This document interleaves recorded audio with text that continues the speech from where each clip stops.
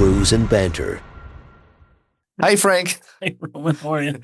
I'm great. We got another remote guest. He's a friend from podcast before. PJ, welcome back. Yes, welcome. Thanks for having me. It's great to be here.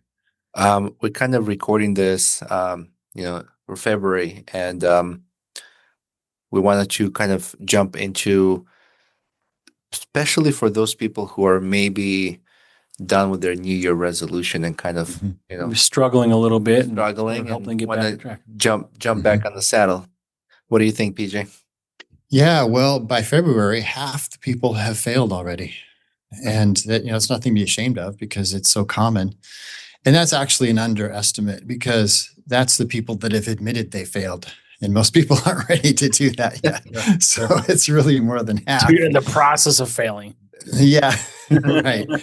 Or they've given up, but they don't want to admit that they've given up yet. Mm-hmm. And they're kind of in the denial stage. But yeah, it's a thing, and every year, and millions of people have to go through it. But we know the solution to that. 100%. I feel like, especially in the entire month of January, I stay out of the gym. Yeah, it's a lot of people do that actually. It gets so crowded. People don't wipe the equipment down, so it's like someone's sweat and shit just dripping everywhere. Yeah. And it's super crowded, and there's people with phones and distractions. I'm like, you know what? I'll just do calisthenics at home. So just to take a step back here, you were on, earlier in October, November time. So let's discuss now. We're going to focus more on biohacking that we spoke about. So that's kind of what we're getting into as far as sort of nudging people to get back on the right track with their New Year's resolutions. Yeah. Biohacking can help a lot. And, I've been a biohacker since before the term was invented back in the late 80s. And the definition of biohacker is just somebody that uses science and technology to get healthier and fitter. So that could be, wearables, it could be gadgets, it could be instruments, it could be research. And I'm all of the above.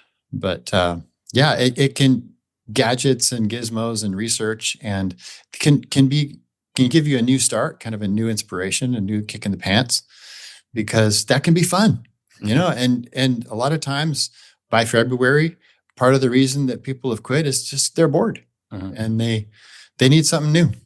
People get bored fast nowadays. And What do you think? There's nothing wrong with that. To spend money on new gadgets or the actual data that they look at? It depends on the person. A lot of different personalities and brain types. Some people are numbers people. So they will need to get some sort of a wearable that can track and give them numbers and give them records. And they find a lot of satisfaction from looking at it during their workout and especially at the end of the workout. And if it has little graphs and charts, then that's even better. And that's great. But then there's other people that aren't interested in that at all. And there's people that journal all the time, and there's other people that can't stand journaling. So it really depends on who you are, but there's lots of options that we could talk about for, something for everybody. Like for example, a Garmin watch. Yeah. Like a Forerunner 265, like the basic, just enough to get like a heart rate reading. Those are good. Does that? And go ahead. It depends. The brand varies between the people too, based on their skin conductivity and transparency and all that kind of stuff for different kinds of wearables, whether it's the chest strap or whether it's the wrist optical heart rate sensor. So the Apple Watch Ultra, of course, the most expensive one, has a really good optical system that reads. I'm a hard person to read, and the Garmin doesn't work for me, but it does work for some other people. The only watch that works for me is the Apple Watch Ultra. So that's what I have, and it works pretty well, and even in high heart rates, but it's the only one. And I've tried a lot of different brands, and I don't like the chest strap. I'll wear one if I have to, but I just don't like something tight, around my chest when I'm working out. Other people, it doesn't bother them a bit. They don't even notice it. So it's just a total preference thing. But, that would be electrical conductivity from your skin. And sometimes those don't work for people and they need something else. Yeah. I talked to somebody we had on the podcast, and I mentioned how one of my friends' mom has issues with the heart. So she wears an Apple Watch, and it's set up so that if something is wrong, he'll get a notification. So like if he's not home, he's somewhere else, but he'll get a notification, and he can call for help and kind of close that gap of a response time. Yeah. Yeah, that's good. And a lot of those watches do have that function, and it's actually saved a lot of lives. I have a fireman friend who was telling me a story about a woman that they got a notification and her watch called 911. And so they ran down to where she was, and it was actually at the fair. And so they went into the bathrooms, and because that's where it was last seen, it's where it went off, and couldn't find her, and so it just gave up. We don't know what's going on. And then they tracked her down, and she goes, "Oh yeah, sorry about that.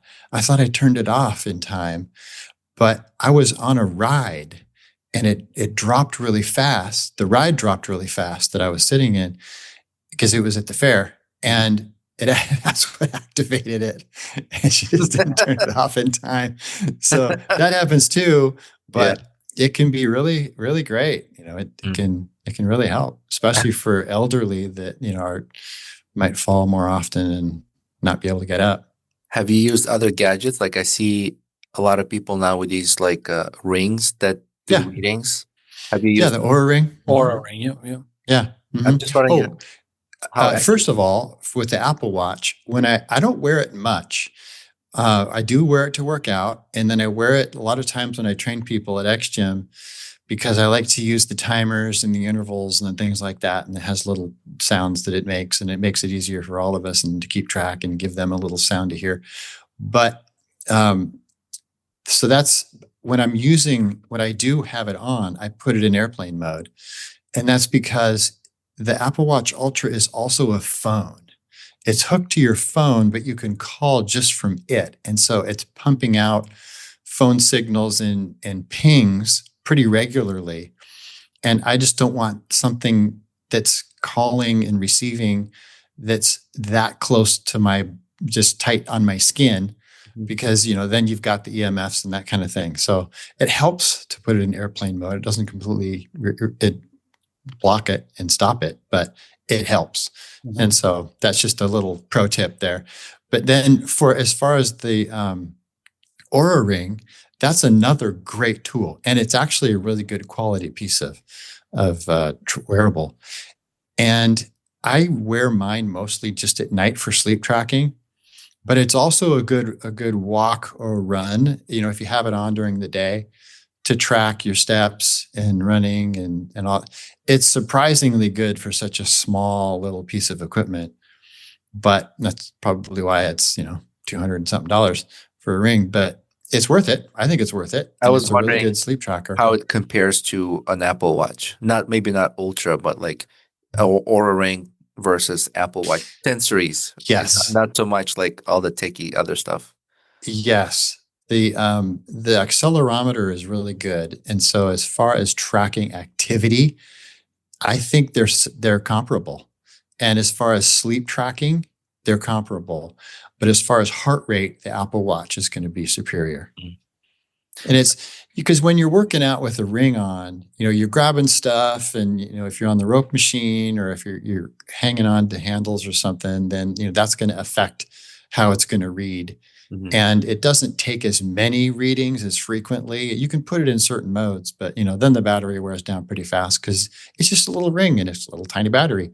Right. So for heart rate, it would be the Apple Watch or a chest strap. I like to use rowing machine, and I feel like rowing for 20, 30 minutes, that ring is just going to be really uncomfortable. Yeah, it would be super uncomfortable, and it wouldn't get your heart rate as accurately as a chest strap or an Apple Watch. But I love that idea for sleep tracking, because because I don't like sleeping with a watch on. So some people use watch for sleep tracking, and I take my watch off at night. But a ring is doable, right? Like you don't. Totally. Yeah. Yep. People do use their watches for sleep trackers, but they're, a watch is hard and bulky, and it's going to wake me up. I've tried it and it wakes me up because, I roll over and now I'm on my wrist and there's a watch that I notice and that wakes me up. So, the Oura Ring is very convenient for that. But it's a lot of money to pay just to track your sleep. Yeah. But maybe it's necessary and maybe it's worth it. Mm-hmm. Sleep is so important, and people really don't give it the credit it deserves as far as hacking their sleep and making sure that, because a healthy adult is they're going to shoot for an hour or more of deep sleep and an hour and a half or more of REM. So those are kind of the minimums to get a really good night's sleep. And the light sleep is good too. And the Oura Ring or any tracker is going to track all three of those.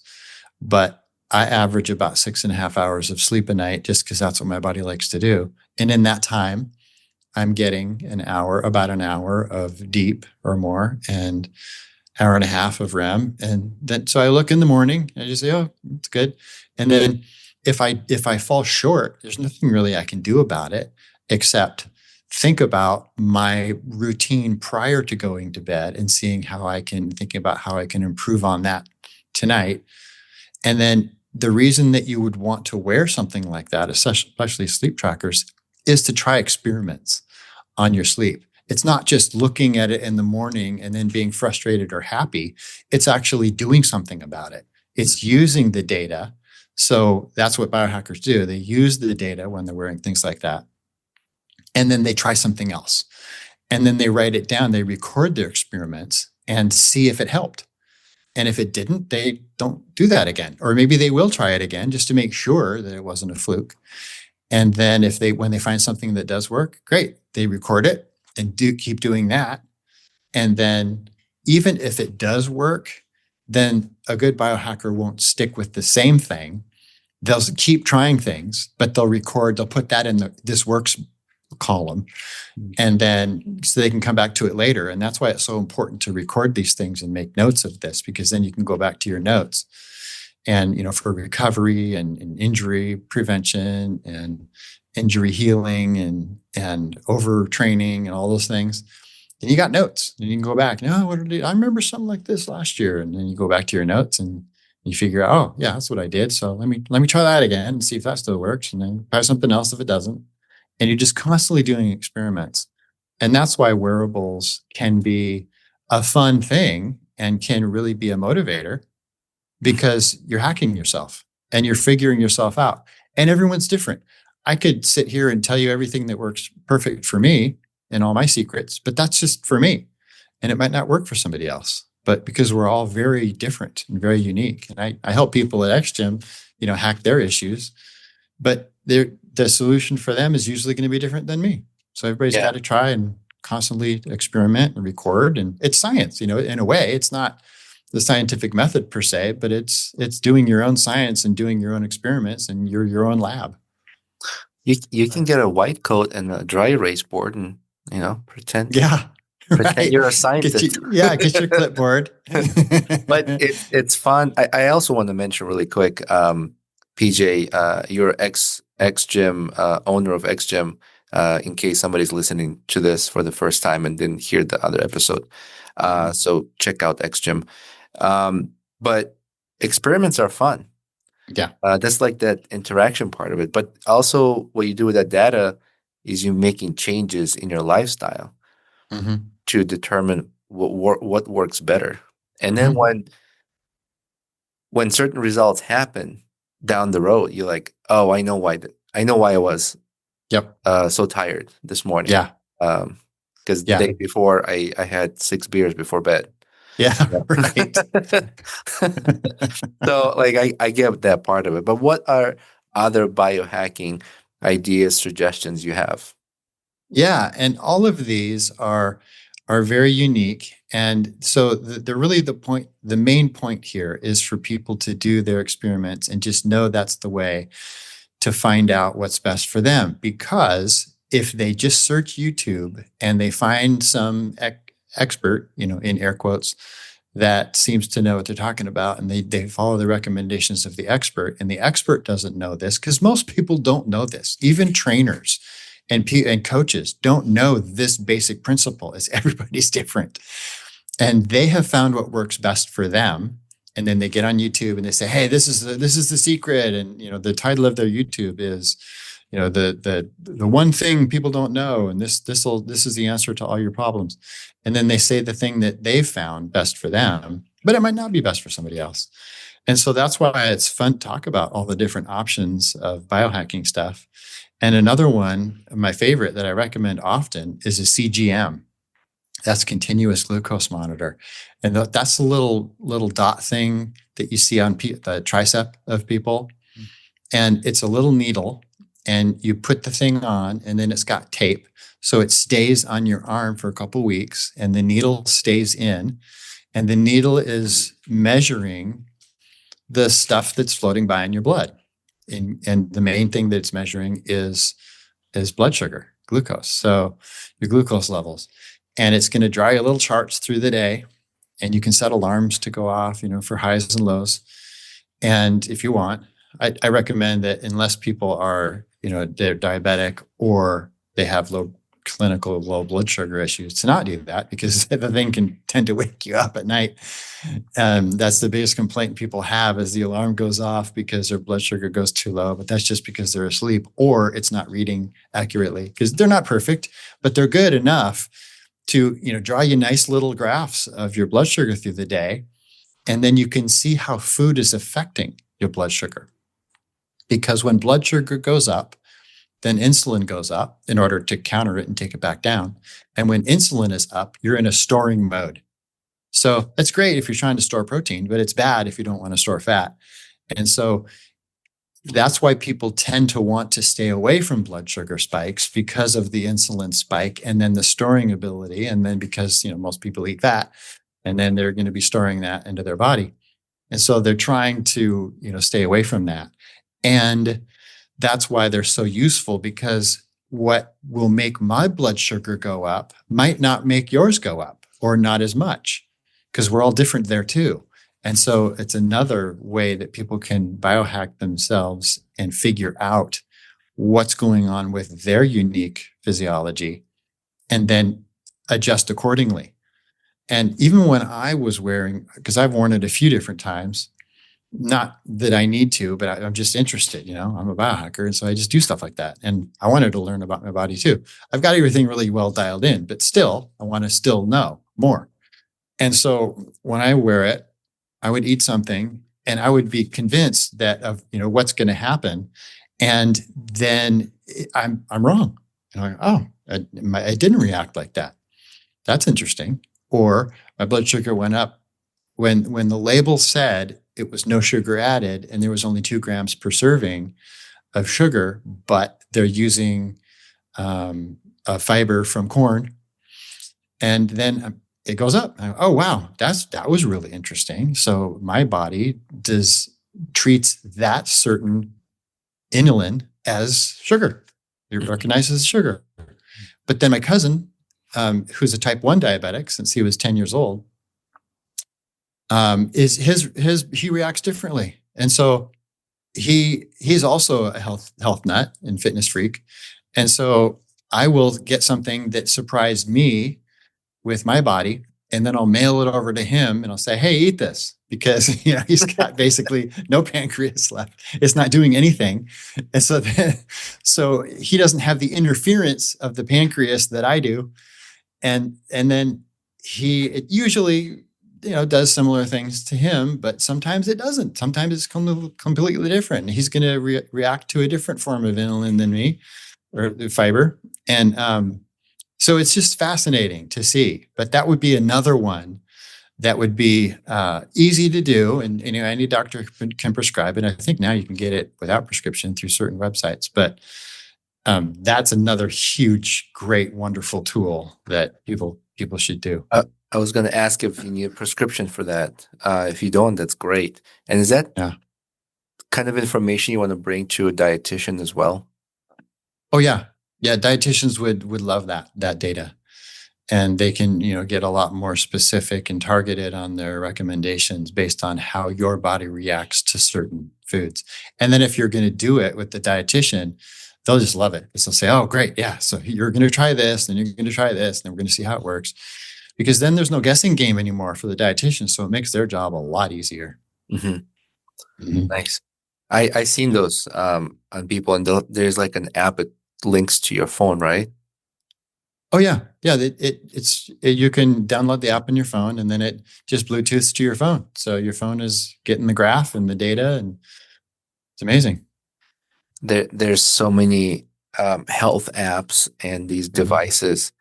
It gets a little bit overwhelming. If you were to recommend maybe 2 or 3 devices just to stick with and use them for biohacking and collect the data, do experiments, make it fun, get back into the gym, and try these different things, mixture of diet and exercise. Give us the 2 at least devices that you would recommend for biohacks. Yeah, we talked about my top 2. Another one is the Keto Mojo, keto-bojo.com, I think is their website. And that is so instead of doing the CGM, you can do the finger prick, and the Keto Mojo will measure your blood from your finger prick, and it will give you not only your glucose like the CGM does, but it will give you your ketones. And ketones will show you if you're in a fat burning mode or not. So when you're in ketosis, the ketones are going to be 0.5 or higher. Sometimes some people can get up to 4, which is really high. And that means that you've got a lot of ketones floating around. And that means that you're in fat burning mode and out of fat storing mode. And so what that means is now you're burning body fat, unless you're eating a lot of fat, because the body will preferentially burn the fat in your bloodstream before it burns your body fat. But if there's not much in your bloodstream and then you're in fat burning mode, it's going to pull it out of your body fat. So a lot of people will do the whole keto thing for those reasons.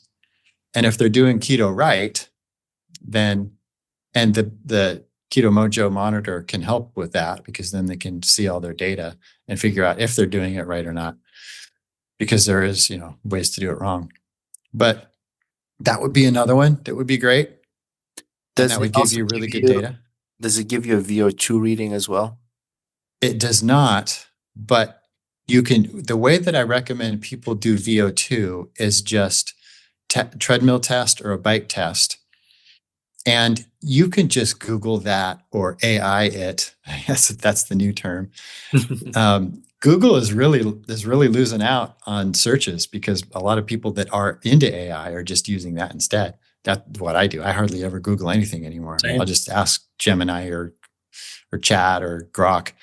But they can research that on some formulas and some protocols to do. There's a treadmill protocol, there's a bike protocol, and you'll need a heart rate monitor, a nice accurate one. So either a wrist monitor like a watch that works really well, or a chest strap. And then based on that, you can figure out a good VO2 estimate. If you want to go all out and spend the money, you can come to somewhere like XGym that actually has the lab equipment to do really accurate VO2 testing, where you put on the mask and it measures your oxygen and your CO2. And so it can give you a really great read from your bike test or treadmill or whatever you choose.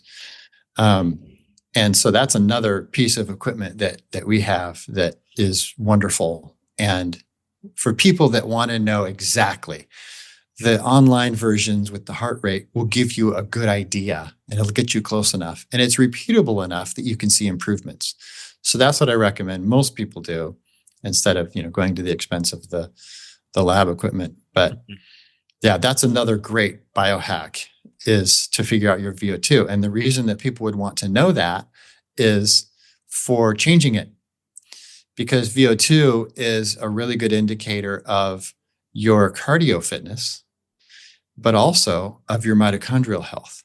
Somebody that has a really good high VO2 is going to have really good mitochondria, and mitochondria are the anti-aging organelles within the muscle. So if you've got really good mitochondria, then you're going to be aging a lot slower. And that's where the whole cardio thing comes in, because what a lot of people, they'll do strength or they'll do cardio, and some people do both. And those are the people that really get the anti-aging benefits. Because when you're doing strength, you're getting more muscle, and that's great because, that's part of your metabolism, and that raises your metabolism. And then if you're doing cardio, you're getting the mitochondria, and that's great because that's also a metabolic elevation. And metabolism is determined by those two things mainly: is the muscle, how much muscle you have, the quality of the muscle, and the mitochondria in your body. And people who have really good quality muscle, whether it's, a muscle mass or dense muscles, and really good mitochondria and lots of them, have a really high metabolism. And, they can get away with eating stuff that would make someone else fat, and it doesn't make them fat. Mm-hmm. But yeah, the VO2 is a good indicator of the cardio, but also of your metabolism and your biological age, because people with a high VO2 are going to be younger than their chronological age. I know it's been a few months or so since our last talk, and since then, and you've mentioned AI. Mm-hmm. AI has been advancing pretty quick. Yeah.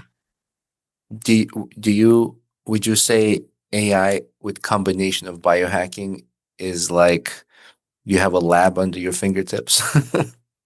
Not yet.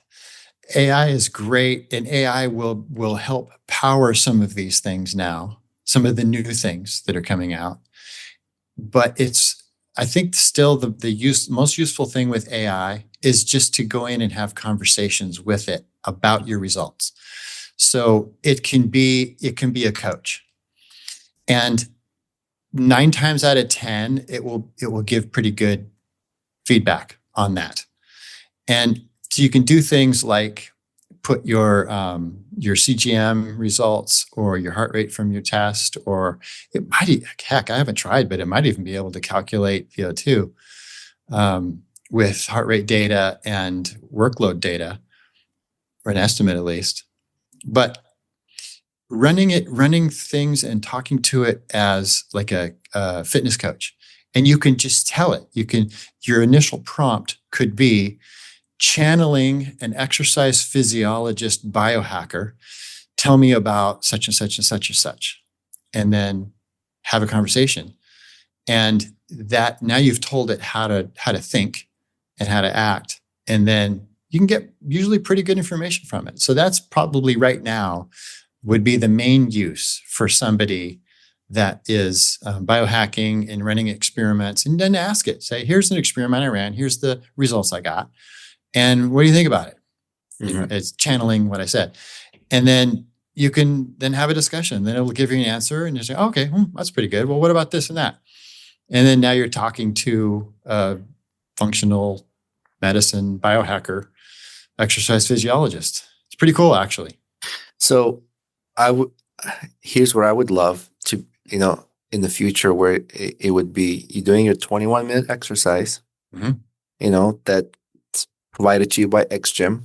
Yeah. Then you have AI connected to your smart device wearable, Mm-hmm. and in your ear, it's like a coach. Yeah. Right? How cool would that be?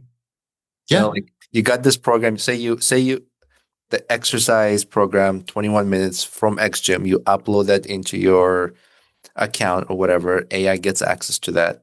You have your ring or watch wearable. Yep. You're working out, and in your ear, you have AI coaching through. It's like, push a little harder here. All right. Yeah. We need to bring your VO2 up. Just get you on the bike. Yep. I'll monitor this. That would be badass. That would. Like real time, Oh, yeah. So rad. And we have something similar to that at the XGym. It's called a Carol bike. And this bike is AI driven. And they're the pioneers of this because they were doing this before we were even really talking about AI being a big thing, and they just keep getting better. But with this particular bike, it has magnetic eddy current resistance. And so you hop on this bike and you have to date it for a while. So you have to do some, at least 3 rides so the bike can get to know you. Mm-hmm. And you're wearing the chest strap. And so the bike is getting your heart rate. And then once the bike gets to know you, and every time you ride it, it knows you a little bit better. And so then it will adjust the resistance based on what your heart rate is doing. So it won't let you slack off. And if you try to slack off, then it just, it's harder. And so it keeps you accountable. And it also measures VO2 pretty accurately. And so that is another piece of equipment that is using AI. But in the future, it's going to be really interesting how AI is incorporated, because it'll be a lot like what you just described, especially with robotics. So we will have the option in gyms like mine to have a human trainer or a robot trainer. And the introvert programmer, coders, gamers are going to love the robot trainer. And the more extroverted people are going to say, oh, heck no, I want a human. And so, but the robot trainer will be able to get your data in real time, whether, whatever you're wearing, you Bluetooth it to the robot. And so if you're slacking, the robot says, yeah, I'm calling you out. You're slacking. I can tell. I know what's going on inside you. And so here's what you need to do next. And then, at that point, probably 5 years from now, they'll be able to spot you. They'll be able to do a lot of the things that personal trainers can do and give you real-time biofeedback encouragement. And some people will really like that. I mean, we're pack animals, and we like to relate to other real humans, most of us. But some people are going to prefer robots, which will be kind of weird. But for the rest of us that like humans, then we're still going to stick with that. But that'll be something. That'll be a thing for sure. I think in the future, I was listening to an interview, or it was some kind of a discussion where Elon Musk was in Dubai, and the owner of NVIDIA was also there. So they were talking about the future, and they were predicting, there will be a humanoid robot to every human in the world. So because we're going to rely on robots to do so much for us, what does that do physically to our bodies, right? So I feel like the future integration of robotics and technology is going to force us to do more exercises, to do more physical wellness, right? Like take care of ourselves, because our bodies are going to start decaying, in my opinion. You're not doing all these things that you normally do, those exercises. So it'll be easy to be lazy. And now we're counting on these humanoid robots to be like our trainers, basically. Like it's such a crazy thought. It is a crazy thought. But you're right, because there's something called NEAT, non-exercise activity thermogenesis. And that's just walking around and doing stuff. It's making the beds, cleaning the floor, it's loading the dishes, and doing the laundry. And that contributes to our active metabolic rate through the day. And when there's a robot doing all of that, then you're right. It's lazy people get lazier. And then that's a big problem, because, they're going to get out of shape, and because that NEAT, NEAT, is significant in helping us stay healthier too, because we were created to move. We weren't created to sit down all day. And when we don't move as much as we should, and most people don't, that's a problem. It doesn't just create skinny fat or obesity. It creates disease and major problems. Body movement also heals you faster. I was talking to a friend of mine, and her father-in-law had a hip surgery, Mhm. and they had him up on his feet, within days, and started Mhm. physical therapy. Because I think your body heals, as you increase the blood flow. Excuse me, your body heals faster from injuries when you're moving. If you're just laying there like Yeah. a vegetable in the hospital bed, you're Oh, just not doing yourself any favors. no. And that's why the good doctors now are saying, yeah, we got to get you out of here and we got to get you moving as fast as possible, because blood is what heals things. And so the more blood flow you have over what needs to be healed, the faster it's going to heal, because blood contains the things that are going to heal it. But when you're just sitting there with a really low heart rate, there's no significant blood flow going over that.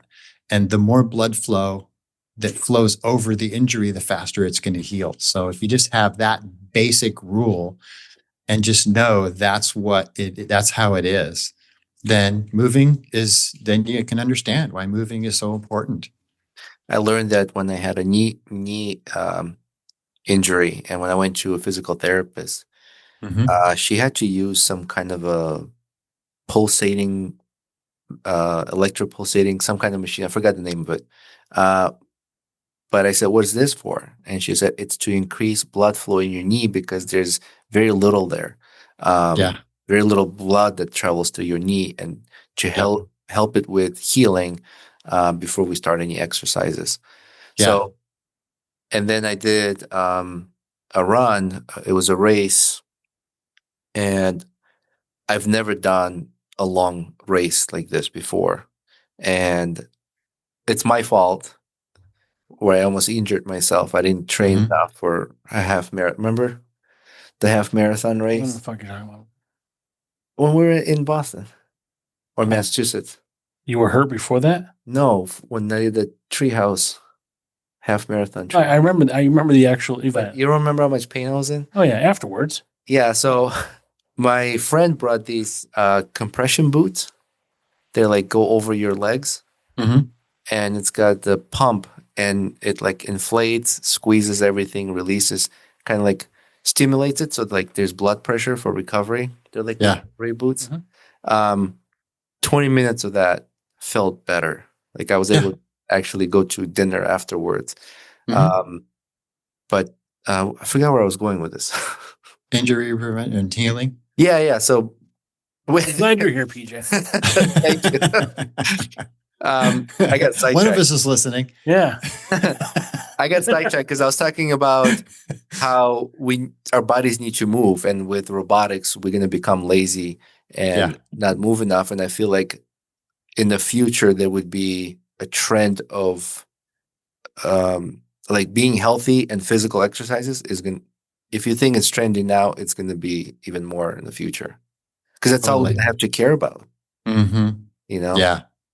Yeah. And there's this thing called Power Dot, and it is electric stim. So little pads that you put on, and you can put them in the right positions and dial in the correct frequency just with the phone app and increase circulation that way. And it's great. Really? Yeah. So yeah, that's another gizmo that a lot of people can use, because when a lot of people get injured, then they just kind of, oh, I'm injured. I gotta rest. And then that's the worst thing they could do. I mean, they don't want to make it worse by doing the wrong movements, but movement is good. And or maybe it's an injury where they can't move because it's that bad. So then they put on the Power Dot, and anything you can do to increase circulation. And the lowest tech way to do it is just hot cold therapy. So you would want to get a moist heat pad like Bed Buddy on Amazon or something like that. It's like a rice material inside because it absorbs moisture from the air, ambient air. Then you put it in the microwave, and then when you take it back out, it's warm, and now it's giving off that moisture, and moist heat penetrates deeper. So then you put it on for 3 or 4 minutes until it's not hot anymore, and then you put a cold pack on there, and then you put it back in the microwave when the cold pack is on, and then you bring it back out and do alternating hot and cold, which will increase the circulation. And so if you can't move, or even if you can, it's still a good idea to do hot cold therapy. And then you are using that to increase that circulation, which is what heals the injury. Mm-hmm. Yeah, that's long standing there. That sort of at the basic level, Mhm. But What's your feedback on cold plunging? I think it's great for certain people. So it will reduce inflammation, and that's a good thing if inflammation is a problem. So, and it can speed recovery because of the after effects, the supercompensation of the body. And so for those things, it's great. For me, for some reason, because it's supposed to also be an immune boost and it's supposed to be a dopamine boost and lots of good things that you can talk about it. And I've tried my darndest because it's such a great idea and there's so much anecdotal evidence that it's so really good for you at so many levels. But every time I try it, I get sick, and I rarely get sick. But all 4 times I got sick after, and so my body does not agree with it, and I'm bummed because of all the benefits that there are from it.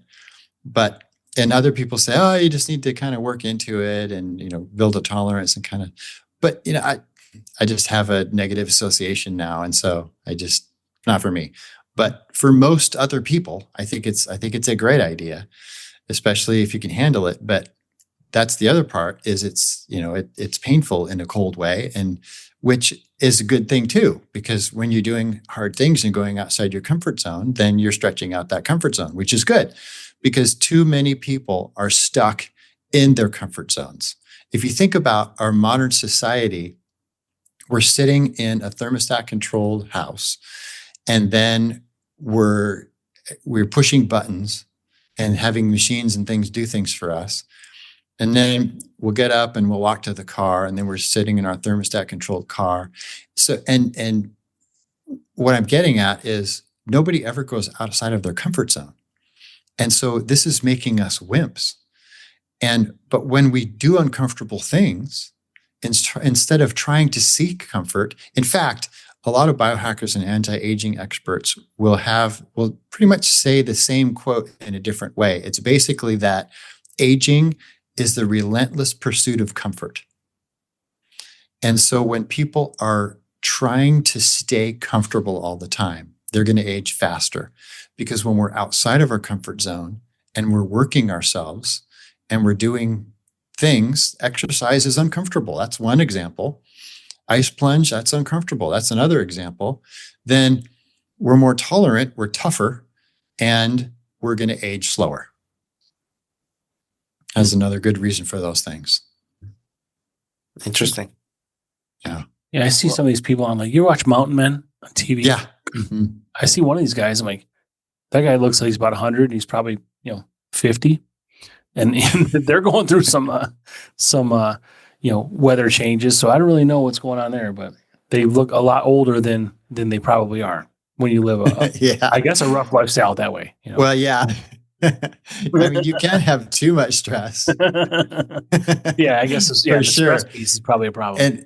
And for the people that are outside all the time, then you got the solar exposure problem.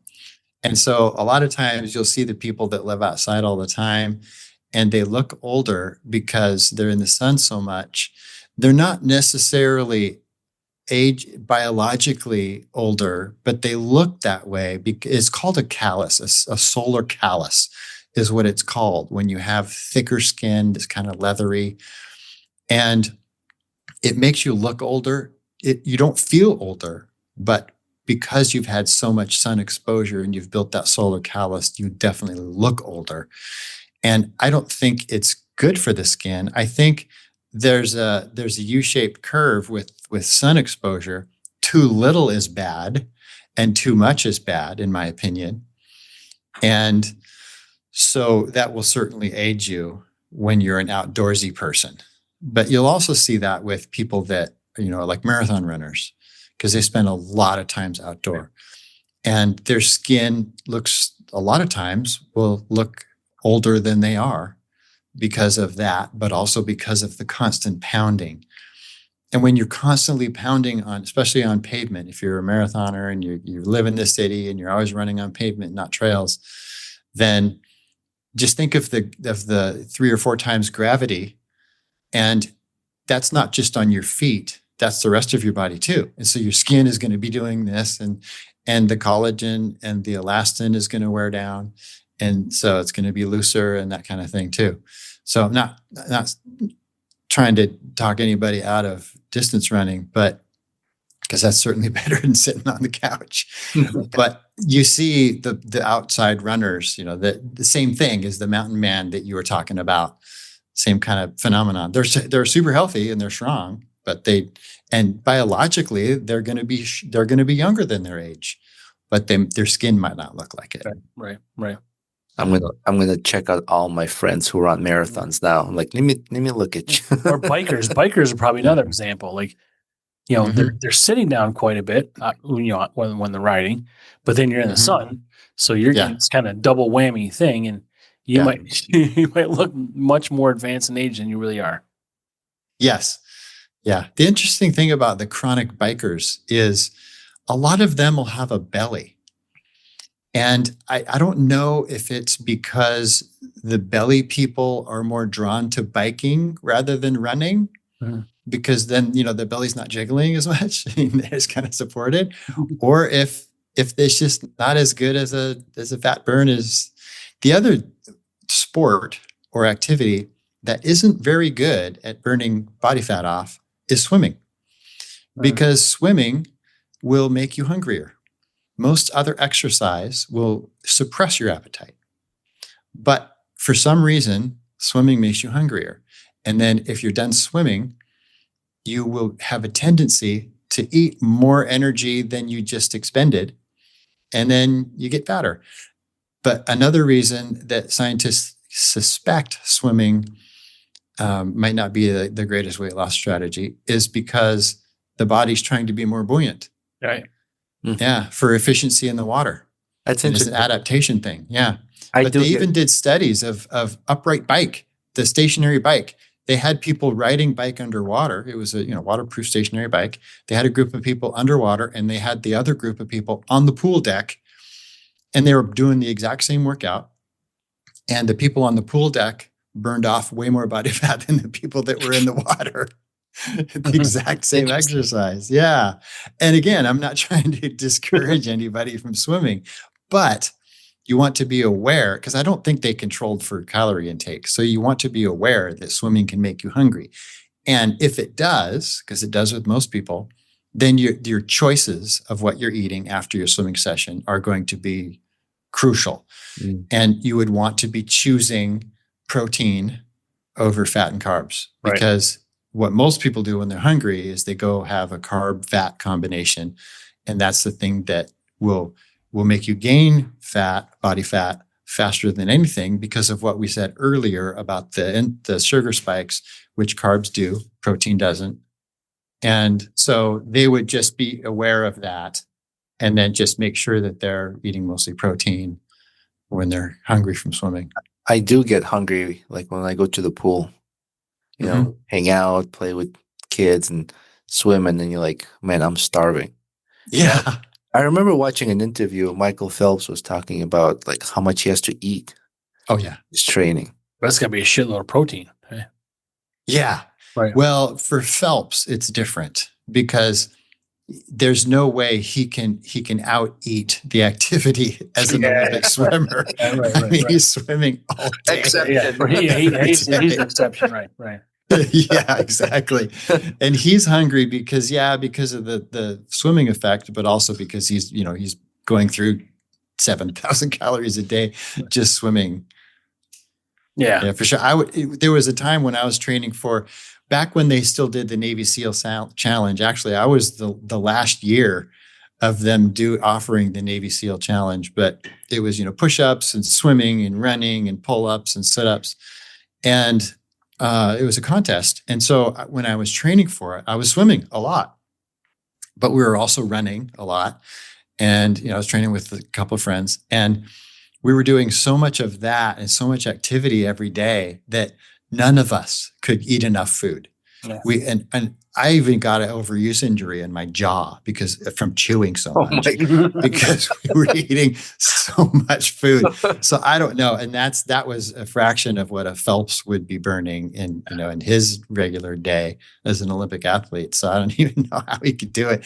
I mean, the only way would be to drink really super high calorie shakes, liquid, just drink it down because you just can't eat enough.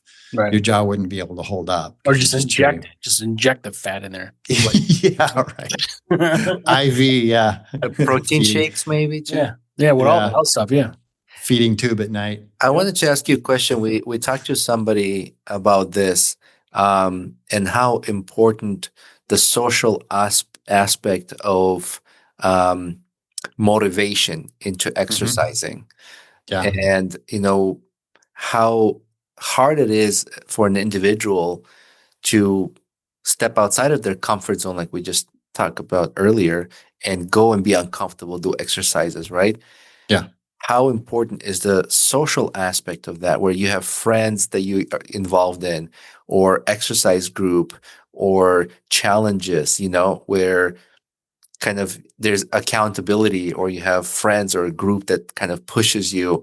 What are your thoughts on that? Like, do you recommend that people join groups and do these kind of social activities together, so that you are more encouraged to get out of the house, get off the couch, and do these exercises? Yes, I do. And that's why I developed my brain type test, is so I can hack people's brains and see what's going to be best for them. So most people are going to respond really well to a workout buddy or a group, because 3 out of 4 people are more on the extrovert side of the spectrum. But then the minority, the 1 out of 4, a lot of them are just going to think that's a terrifying idea, and they need to do it by themselves. And so determining it really different between people, and determining and just knowing and thinking about the different options, and what sounds good to you, and just thinking about it, and then going for that and trying it.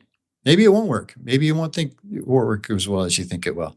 So then you try something else. But it just gets back to the whole biohacker mentality of experimentation and trying things. But yes, for most people, that's a great idea. And it's also, for most people, it's a great idea to put your goals out there and to make them public. And then you've got accountability partners, and now you've got something to live up to. You've given yourself a reputation to live up to, and reason to, because nobody wants to fail publicly. But then when you're out there, it's more of a commitment, which is great. So that's another reason. And like I said earlier, we're pack animals, and we get energy from each other, from being in a pack or a tribe.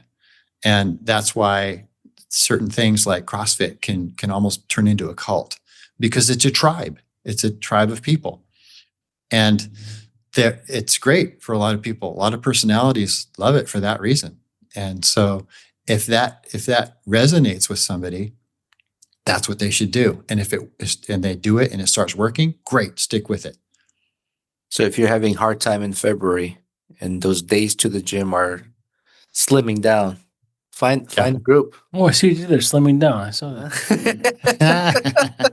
But you can also, reach out to PJ and XGym, right? Yeah. Yeah. And XGym, xgym.com. Yes. And connect that way. Yep. Yeah. I love the whole idea of 21 minutes intense exercise. Yeah, it's a time hack. So the methodology I invented is really for busy people. So, I mentioned CrossFit, and that's a niche. And for certain people that works great, and they should do it because it's working for them. And then we're a niche, we're a different kind of niche, and we're more time under tension, complete muscle fatigue. It's kind of almost like an opposite of CrossFit, but it's a lot less time. So it's 21 minutes twice a week instead of hours per week, which is great for some people. They like the gym. They want to hang out for hours a week, and they should do that because that's their motivator.